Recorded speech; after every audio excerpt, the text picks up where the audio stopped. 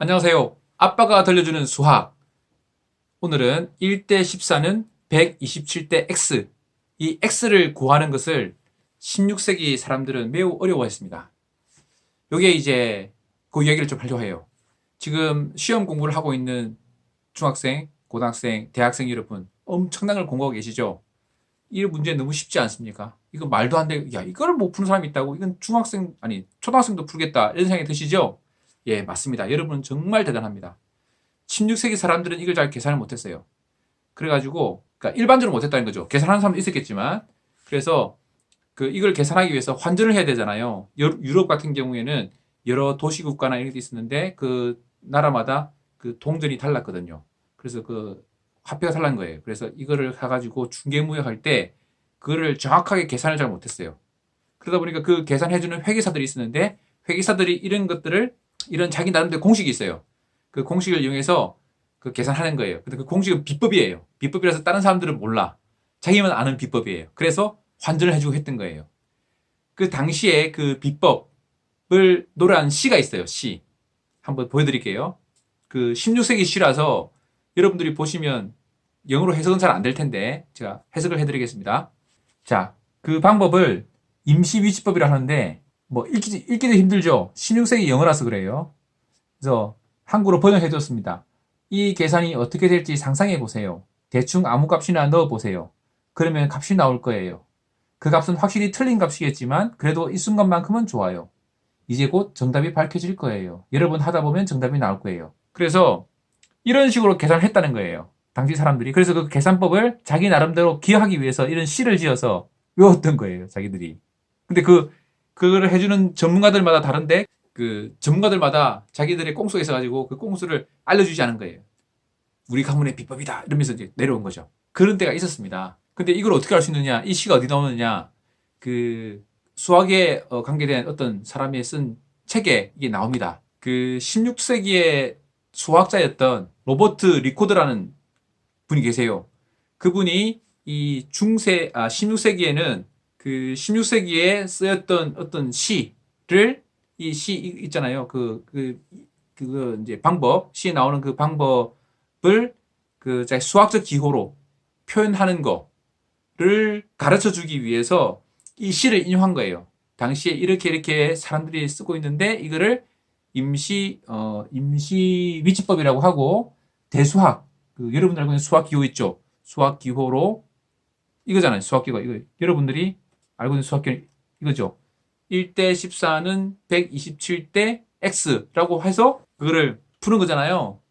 이런 식으로 기호를 통해서 수식을 딱 정리하면 계산이 쉽게 된다는 것을 막 강의했던 분이에요. 알려줬던 수학자예요. 엄청나게 유명한 수학자예요. 우리들한테는 뭐 별로 그렇게 대단한 수학자 아니지만 그런 수학자거든요. 이분이 등호를 만들었어요. 등호. 그러니까 이분이 등호를 만들기 전에는 사람들은 등호라는 개념이 없어. 수학에. 뭐는 뭐 이렇게 x 더하기 4는 3 이런 개념이 없어요. 그냥 머릿속으로 똑똑한 사람은 머릿속 상상해서 그걸 계산해내지만 다른 사람은 등호가 없기 때문에 그걸 계산할 수가 없어요. 그러니까 여러분은 등호를 사용하고 있다는 것만 하더라도 엄청난 발전인 거예요. 대수학으로 16세기까지 그걸 못했다니까요. 불과 몇백 년 안 돼요. 그러니까 얼마나 여러분들 똑똑한지 아시겠죠?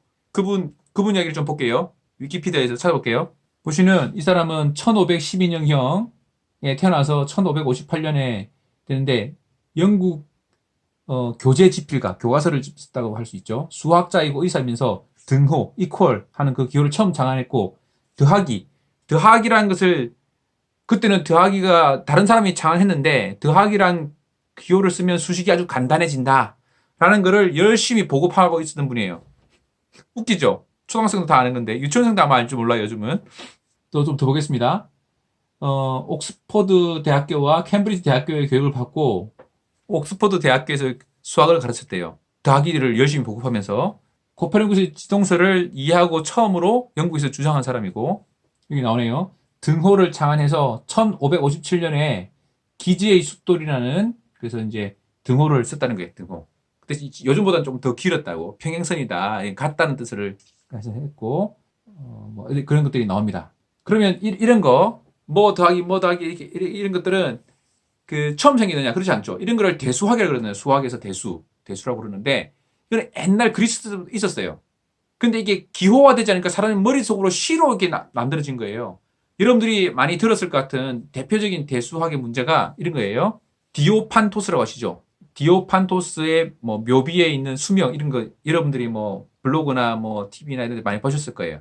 그 내용을 위키피디아를 한번 보겠습니다. 알렉산드리아의 디오판토스. 그러니까 약 200년경에 태어나서 뭐 300년이 되기 전에 돌아가신 분이에요. 그죠? 고대 그리스의 수학자인데 그분이 썼던 산학이라는 책을 1637년까지 나왔던 거예요. 그때까지 수학은 그러니까 좀 뭐랄까 유클리드 기하학 뭐 이런 것들이 그때까지 돼 있으니까 엄청나게 이렇게 발전을 한 것 같지만 그때에서 그렇게 발전하지 않은 그런 시대라고 할 수 있어요. 그리고 그 페르마의 마지막 정리가 이 사람이 쓴 책에 그 여백에 나와 있다는 거 아닙니까? 근데 디오판토스는 언제 태어났는지 모르지만 죽었을 때의 나이는 알 수 있다. 디오판토스는 자신의 묘비에 다음과 같이 새겨놓았다. 이런 거 보셨을 겁니다. 신의 축복으로 인생의 6분의 1을 소년을 보내고 인생의 12분의 1이 지난 다음에 얼굴에 수염이 자랐다. 뭐 이런 거죠. 그래서 아름다운 여인을 만나서 결혼했고 뭐 이렇게 했다. 이거를 방정식을 세워보면 이겁니다.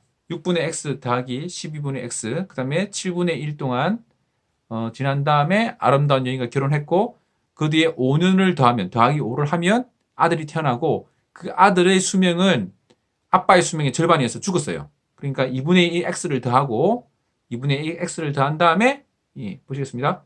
다음에 다시 그 아들을 잃은 슬픔으로 4년을 더 살다가 죽었다. 이렇게 됐어요. 그럼 마지막에 x 되죠.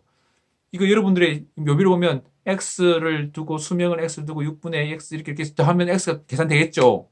근데 이거를 옛날 사람들은 계산을 힘들었어요. 이런 거를 잘하는 사람이 엄청난 천재적인 수학자였던 거예요. 여러분들은 진짜 엄청난 수학자들. 16세기만 되면 아니지. 그 16세기에만 살았으면 여러분들은 진짜 엄청난 수학자들이 되는 거예요. 그래서 계산해보면 84세다 이런 걸 알 수가 있어요. 그런데 이 사람이 어떤 걸 했냐면 1차, 2차 방정식 그리고 연립 방정식에 대한 문제 연립 방정식 있죠. 뭐 소거법, 뭐 삽입이라 그러나 하여튼 이런 거 x 플러스 2x는 3, 3x 마이너스 2y는 7 이러면 그거를 연립하잖아요. 더하기 하든지 빼든지 뭐 x를 뭐 치환해가지고 집어넣든지 하잖아요. 여러분 배우셨죠? 그런 것들을 이 사람이 했다는 거예요. 연립 방정식의 해법을 만들었는데 생각해보세요. 생각해보세요. 이 이퀄이라는 기호가 없는 상태에서 이거를 계산하려면 얼마나 힘들겠어요. 그러니까 그런 상태로 쭉 지나다가 16세기 아까 로버트라는 분에 의해서 로버트 레코드라는 분에 의해서 등호라는 기호가 만들어지고 더하기라는 기호를 좀 보급시키고 해가지고 뭐 x, y, 뭐 2x 플러스 이렇게 만들어져서 지금의 여러분들이 배우고 있는 중학교 때 배우고 있는 그런 2차 방정식, 2차 연립 방정식 같은 걸 풀이하는 걸 배우는 거예요. 그러니까 이 2000년 동안 누적되어 있는 수학적 지식을 여러분들은 진짜 단순간에 몇 년간에 배우는 거예요. 그리고 엄청난 축복이에요, 이거는. 그래서 여러분들이 계산이 잘 안 된다, 잘 어렵다 이렇게 생각할 수도 있지만 지금 이미 중학교 때 배운 그 수학 실력이면 인생 살아가는데 아주 큰 문제가 없습니다. 사실 그걸 몰랐던 시대 때 뭐 알렉산더 대왕이라든지 여러분들이 잘 알고 계시는 뭐 세종대왕이나 이순신 같은 분도 아마 그 잘 몰랐을 거예요. 뭐 2차 연립부등식 이런 거 잘 못 풀었을 겁니다. 그래도 사는데 큰 지장이 없었어요. 약간 통찰력을 가지고 뭐 군대가 더하고 나누기 뭐 이렇게 해서 했을 거 아닙니까? 옛날 장군들도 알렉산더 대왕이나 이런 사람도 다 장군을 이게 1분대를 2분대를 넣고 이렇게 해서 공격해 이렇게 했을 거 아니에요. 그때는 정확한 수학적인 계산이 아니라 그냥 감으로 한 거예요. 감으로 해서 여기 넣고 넣고 해서 대충 보니까 이쪽이 더 많네. 이길 거야. 뭐 이렇게 한 거예요. 그러니까 얼마나 원시적으로 계산했는지 알 수 있겠죠. 근데 여러분들은 그보다 훨씬 더 뛰어나게 계산할 수 있잖아요. 여러분도 뛰어난 것도 있지만 누적되어 있는 지식을 여러분들이 배우신 거잖아요.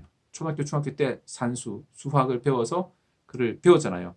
그걸 통해서 그 수많은 사람들이 어렵게 계산해서 어렵게 만든 그걸 배워서 지금 우리는 쓰고 있는 거거든요. 그 수학적인 지식을 갖고 있다는 것마다 엄청난 축복이에요. 한글을 만들었기 때문에 우리가 쉽게 글을 쓰는 것도 엄청난 축복이잖아요.